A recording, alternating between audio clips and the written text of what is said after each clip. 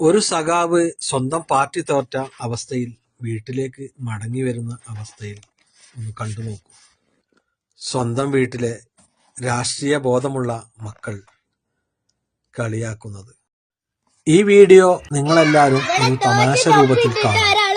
കാരണം വണ്ടി തറങ്ങാൻ മടി, ആൾക്ക് വണ്ടി തറങ്ങാൻ മടി. LDF തോറ്റ്. ഇൻകുലാബ് സിന്ദാബാദ്, തോറ്റിട്ടില്ല, തോറ്റിട്ടില്ല, തോറ്റ ചരിത്രം കേട്ടിട്ടില്ല. അവിടെ പോയി മരിക്കണം, ഇവിടെ പോയി മരിക്കണം. ഇപ്പൊ എന്തായി? നല്ലത് ആ പാറമങ്ങാടിയിലേക്ക് ലീഗിന്റെ പൂക്കുള്ളതാണ് നല്ലത്. ലീഗിന്റെ പൂക്കുള്ളത് നല്ലത്. ഞങ്ങള് തോറ്റ് സ്വാഭാവികല്ലേ. തോറ്റിട്ടില്ല, തോറ്റ ചരിത്രം കേട്ടിട്ടില്ല. എന്താണ് വാപ്പച്ചേ? ഇതൊന്നും ഞങ്ങൾക്ക് വിഷയമല്ല. നമ്മളിഞ്ഞും ഞങ്ങൾ എന്റെ ബർത്ത്ഡേ തന്നെ ഹാപ്പി ബർത്ത്ഡേ 13-ാം തീയതി തോറ്റ് കലാശക്കൊട്ടൊക്കെ കഴിഞ്ഞ് പെരേക്കെത്തിയപ്പോഴത് പെണ്ണുങ്ങളെ ബർത്ത്ഡേന്ന് ഓർമ്മ. എന്താ പിന്നെ താങ്ക് യു. പാർട്ടി തോറ്റാലെന്താ ബർത്ത്ഡേ തോറ്റിട്ടില്ല, തോറ്റിട്ടില്ല, തോറ്റ ചരിത്രം കേട്ടിട്ടില്ല. അല്ല ബാബു അവിടെ ഇവിടെ പോയിട്ട് തോറ്റിട്ടില്ല, തോറ്റിട്ടില്ല, തോറ്റ ചരിത്രം കേട്ടിട്ടില്ല.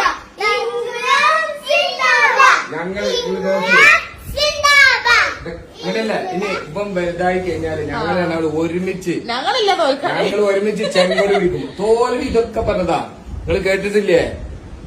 ഞങ്ങള് എത്ര തോറ്റാലും ഞങ്ങൾ ഒരാള് മതി ഞങ്ങളുടെ പാർട്ടിക്ക്, ഒരു കനല്. ആ കനല് മതി. അതൊരു പാർട്ടിയാവും.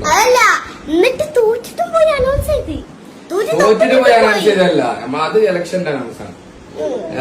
തോറ്റ് നമ്മൾ അന്തസ്സായിട്ട് നട്ടെല്ല് വിരിച്ച് നെഞ്ചൂക്കോടെ നട്ടെല്ല് വിരിച്ച് മുട്ട് വിറക്കാതെ ആ ലീഗരടി കൂടെ ആ ചോപ്പ് പൊടി പിടിച്ച് പാറമങ്ങാടിയിൽ ഇറങ്ങിയിട്ട് ഇങ്ങനെ നിന്ന് ഓരെന്ത് പറഞ്ഞ് ഓരൊന്നും പറയില്ല. ഞങ്ങള് തോറ്റാലും ശരി, ഞങ്ങള് മാളത്തും പോയി വിളിച്ചിട്ടില്ല, ഒരാളടുത്തും പോയി നിന്നിട്ടില്ല. ഞങ്ങൾ അന്തസ്സായിട്ട് പാറമങ്ങാടിയിൽ നെഞ്ചും വിരിച്ച് ചുവന്ന കൊടി ഇങ്ങനെ പിടിച്ച് തോളത്തും പിടിച്ച് കൈ പിടിച്ചിട്ട് ഇങ്ങനെ നിന്ന്. അതാണ് ഞങ്ങളത്. പിന്നെ ഒരു പരിപാടി അടുത്ത് പോകും. ഓർക്കുന്ന എല്ലാ UDFന്റെ അണികൾക്കും നേതാക്കന്മാർക്കും മുസ്ലിം ലീഗിനും ആശംസകൾ. ഇന്ന് നിങ്ങളുടെ ദിവസമാണ്. അതെ, നിങ്ങൾക്ക് എൻജോയ് ചെയ്യാനുള്ള എല്ലാ അവകാശവും ഉണ്ട്. കാരണം നിങ്ങൾ അത്രയും ജയിച്ചതാണ്. ഒറ്റ 2 വാർഡാണ് ആവനാട് പഞ്ചായത്ത് കിട്ടിയത്. എന്റെ അമ്മാന്റെ ഒരു പൊലിവ് കാണണ്ട. അമ്മ ഇങ്ങനെ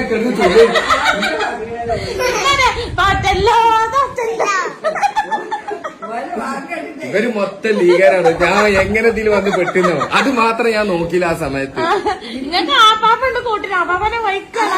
ഒരു പാർട്ടി കുടുംബത്തിൽ പോയി പെണ്ണെട്ടിയാൽ മതിയായിരുന്നു. എന്താ പ്രശ്നം? ഒരു സഖാവിന്റെ മനസ്സിലെ കനലാണ് അവിടെ പുറത്തു വന്നത്. ഹാസ്യമാണെങ്കിലും ഇതിന്റെ പിന്നിൽ ഒരുപാട് ത്യാഗങ്ങളുണ്ട്. സ്വന്തം വീട്ടിൽ നിന്നതുപോലും കളിയാക്കൽ നേരിടുമ്പോൾ ആ മക്കളുടെയും ആ കുടുംബത്തിന്റെയും ഐക്യം നാം കാണാതെ പോകരുത്.